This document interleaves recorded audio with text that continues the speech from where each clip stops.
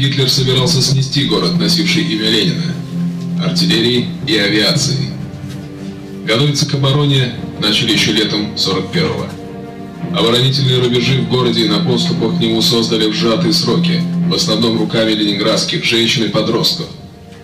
Около полумиллиона человек работали днем и ночью. Часть жителей города Неве успели эвакуировать. 8 сентября 1941 года немцы взяли Ленинград в блокадное кольцо. Город постоянно бомбили, обстреливали. Таблички «Эта сторона улицы при обстреле наиболее опасна» сохранились в Санкт-Петербурге по сей день.